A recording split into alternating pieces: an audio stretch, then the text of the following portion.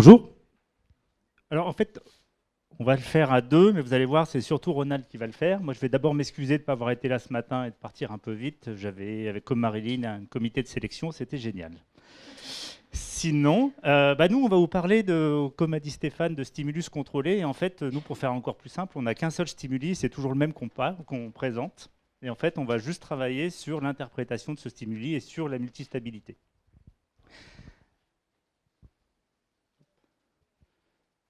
On peut la voir, voilà. Donc en gros, l'idée, c'est qu'on va travailler sur un stimuli dont on contrôle tout, puisque c'est toujours le même, et on va travailler sur les variations d'interprétation à travers la stabilité multistable. Il ne s'ouvre pas. Bon, on avait un joli lien avec une jolie image pour vous montrer ce que c'était. On peut peut-être présenter juste celui d'après.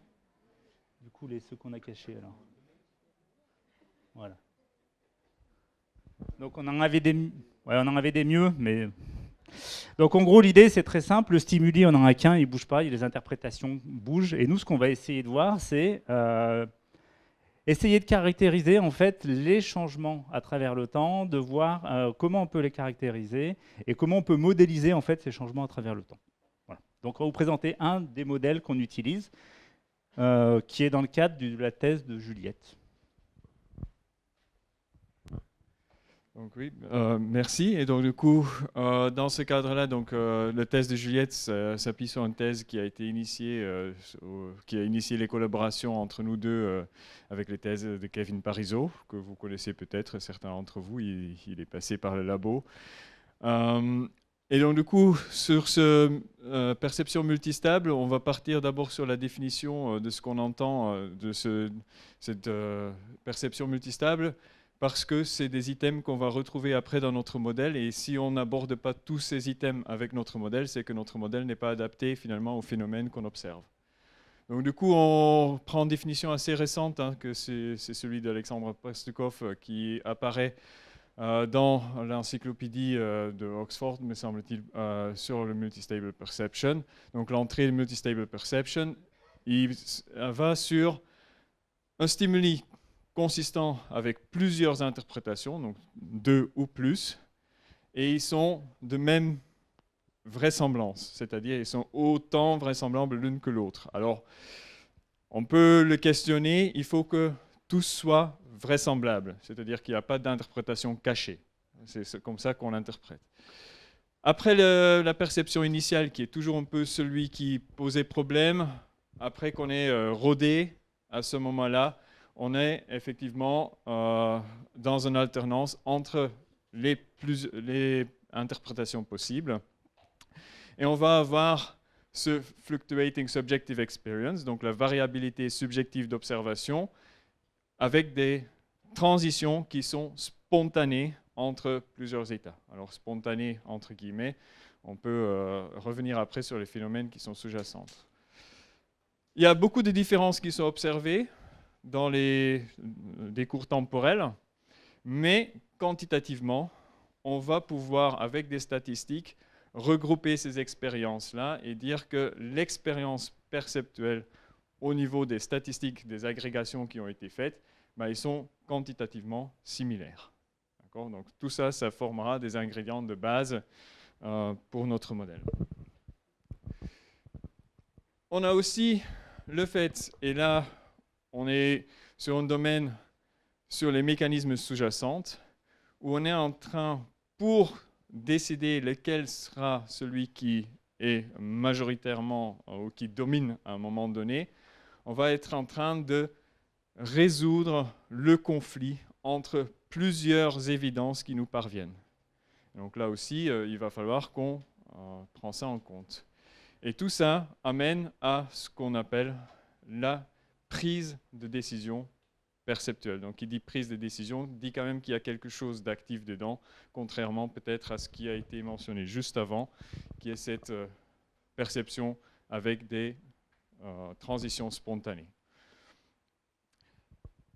L'avantage, et ça je pense que vous en êtes tous assez convaincus, c'est qu'ici on a un stimulus, et je réfère à Stéphane qui a fait sa présentation tout à l'heure, qui va vraiment permettre d'avoir un stimulus qui va dissocier la perception même du stimulus, parce qu'il y a un seul stimulus et plusieurs perceptions qui en émanent. Donc c'est pour ça qu'on utilise ça pour connaître un peu mieux les processus sous-jacents dans la vision.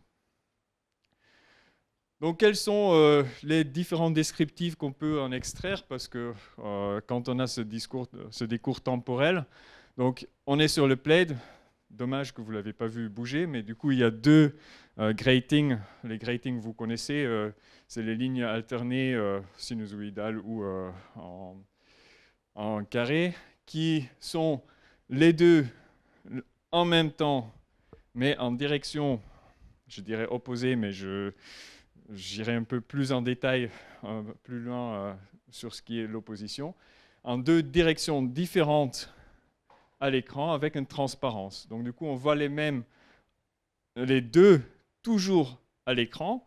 Donc c'est toujours le même stimulus, c'est-à-dire le même stimulus stationnaire, c'est-à-dire il n'y a pas de changement dans la temporalité de cette évolution de stimulus.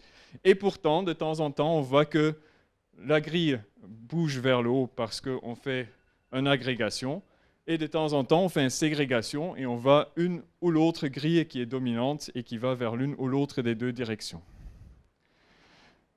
Dans les statistiques qu'on va associer, du coup, on va avoir les temps qu'on appelle les temps de dominance, c'est-à-dire quel est le temps finalement qu'on va avoir dans un percept par rapport au temps total vécu dans l'expérience.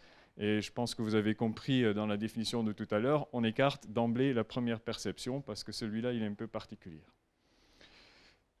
Le temps de résidence est donc du coup cet temps ici total sans qu'il y ait la normalisation, mais peu utilisé parce que moins informatif, c'est juste dans la construction. Après, la deuxième caractérisation qu'on peut y avoir, c'est du coup comment on va d'une des présentations, des perceptions, à une autre. Quelle est la probabilité qu'on vient de grille qui va vers la gauche, qui est dominante, qui nous paraît en tant que grille principale, vers la droite, quelle est la probabilité d'aller vers le cohérent, c'est-à-dire celui qui est l'agrégé, qui va vers le haut. Et donc du coup, ces probabilités-là aussi, ils sont caractérisées comme les probabilités de transition, étant donné que j'étais dans percept tel, quelle est la probabilité que je vais dans un autre percept.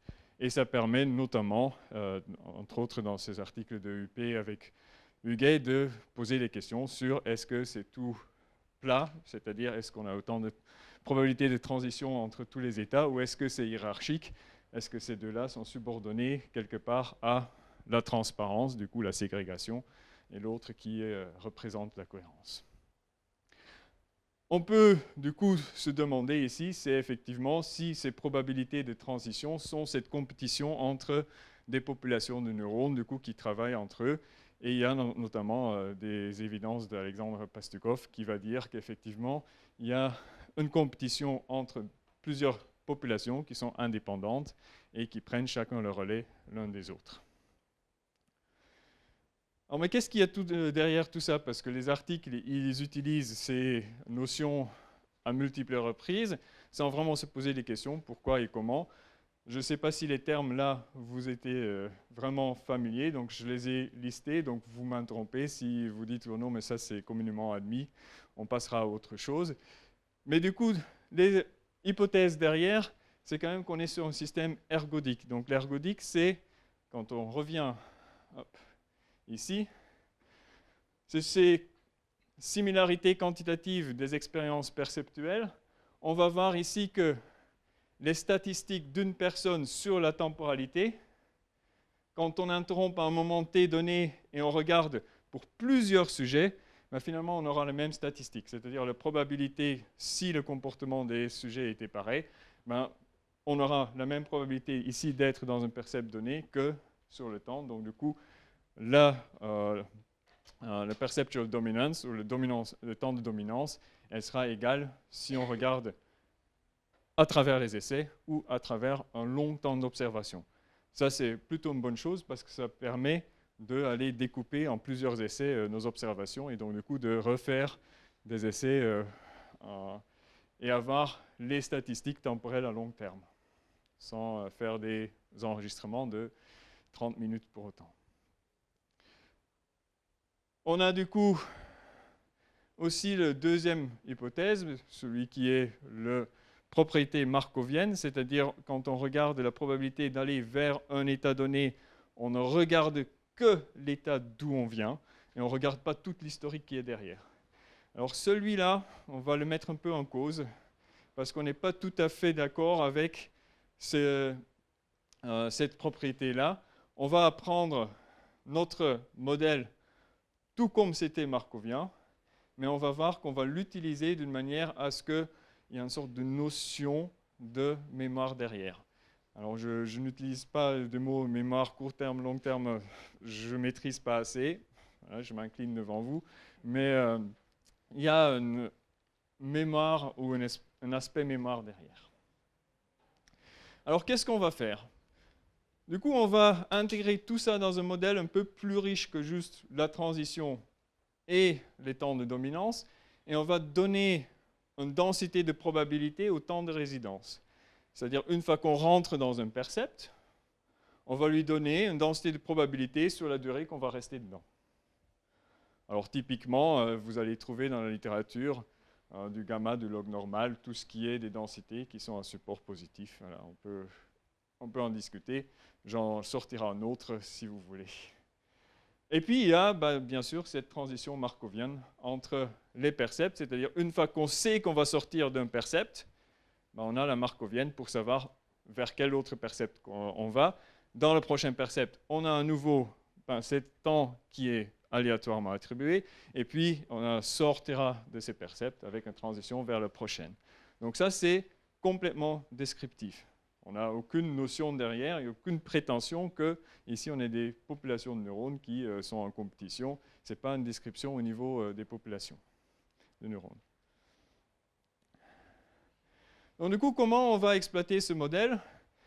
On parle ici d'une première expérience. Il y a une autre expérience qui est actuellement en cours, mais ici on a une jolie illustration, notamment pour mettre en œuvre ce modèle de Semi-Markov et regarder l'évidence qu'on a par rapport à ce modèle-là et l'opposition à un modèle alternatif qui est assez chouette et qui permet du coup de regarder un peu plus cet effet mémoire dans le modèle.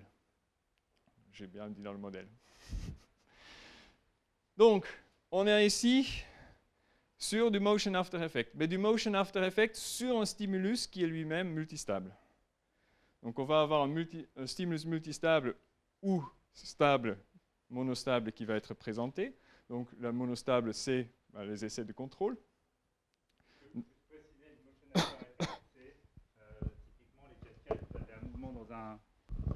Vous avez un mouvement global, le mouvement s'arrête, vous percevez un mouvement qui est opposé. Ça, c'est le motion after effect, c'est le truc qui est classique.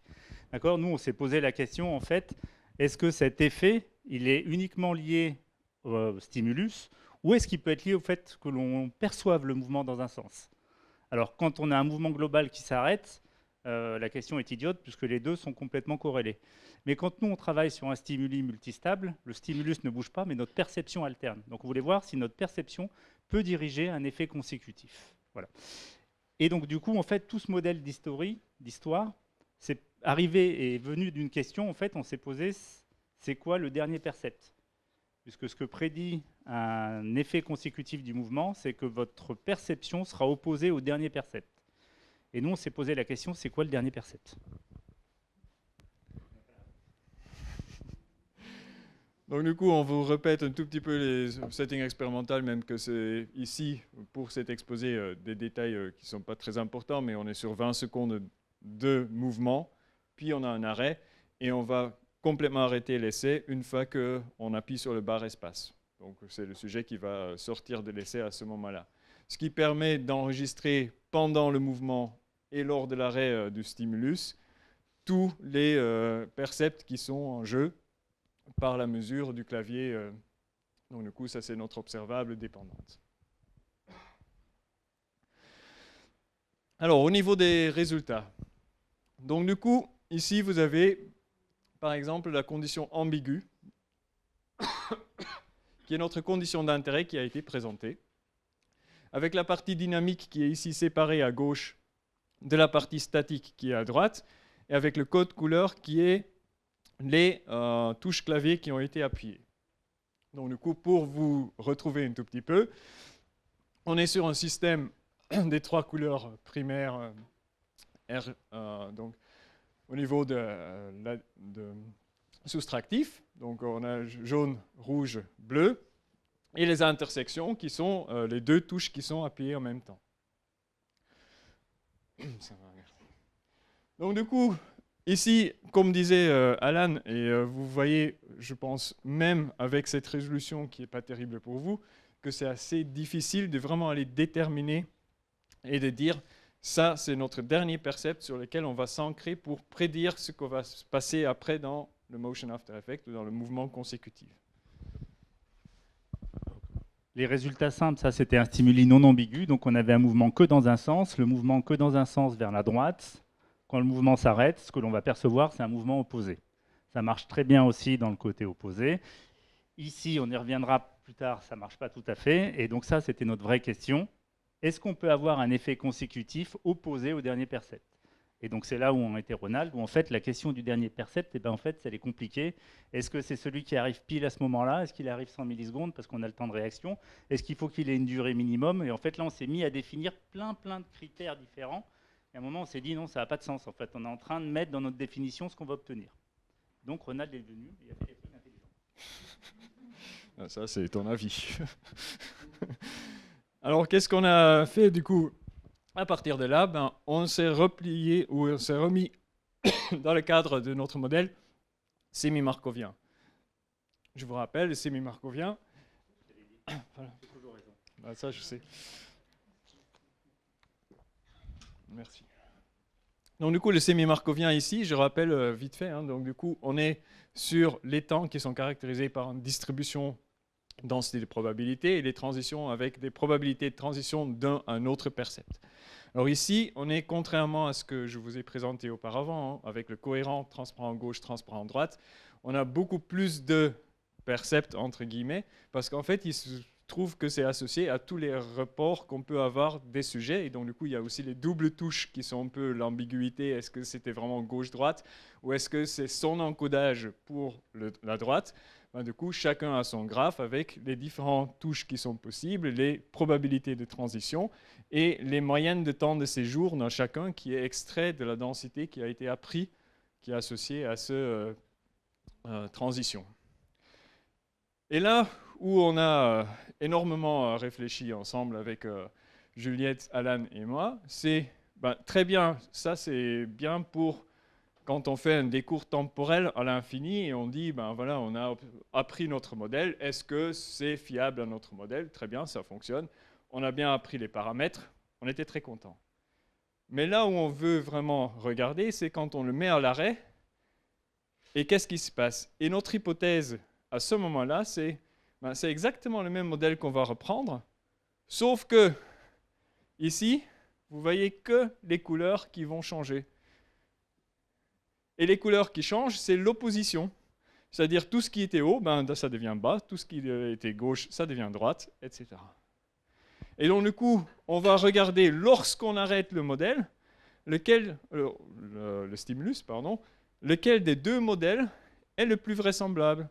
Et donc, du coup, on va juste faire un rapport de vraisemblance et on va vous présenter le log vraisemblance ou le log ratio des vraisemblances. Pardon, ils sont là. Donc, ils ont été binarisés. Ici, pour la présentation, on les a en total avec les distributions, etc. Mais c'est beaucoup plus simple de regarder en binarisé, c'est-à-dire le nombre de fois que le modèle pareil a été sélectionné comme étant le meilleur modèle et le nombre de fois que le modèle opposé a été choisi comme étant le meilleur modèle. Et on voit du coup clairement que peu importe la condition expérimentale, qu'on est à chaque fois avec le modèle opposé qui gagne sur le modèle qui est le modèle classique appris. Et ce qui est quand même assez étonnant, et là où il faut sûrement regarder à nouveau un peu dans la construction de stimulus, c'est qu'on utilise ici le bas, qui est l'opposé de haut, mais qui est un percept qui n'est jamais vraiment vécu. Parce que soit ça va vers le haut, soit vers le gauche, soit vers la droite, et c'est lorsqu'on arrête qu'on a vers le bas. Mais il n'a jamais été appris, il n'est pas inclus ici, avec des transitions.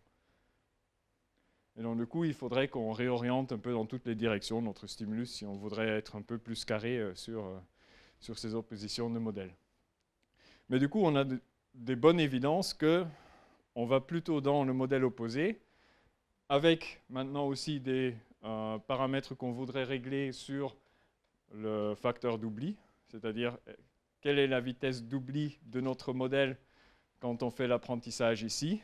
Au lieu de l'apprendre sur l'ensemble de l'essai, est-ce qu'on n'a pas une temporalité avec cette exponentielle décroissante d'oubli, d'effacement dans la mémoire, sans que ça soit pour autant catastrophique pour nous. Petit clin d'œil. Je passe la main pour la synthèse. Donc en fait, l'idée, c'était d'essayer de comprendre un peu ces processus d'alternance de décision sur un stimulus dans lequel on contrôle tout. Donc en faisant une expérience où on a voulu se poser la question, est-ce que les effets consécutifs de mouvement peuvent être observés sur un aspect perceptif et non pas sur un aspect de stimulus. Donc on s'est aperçu qu'il y avait une question qui était évidente habituellement dans la littérature, c'est que les deux étaient confondus et que quand nous on avait un stimulus ambigu, la notion de dernier percept qui devait introduire l'effet consécutif, en fait n'était pas définie, était mal définie.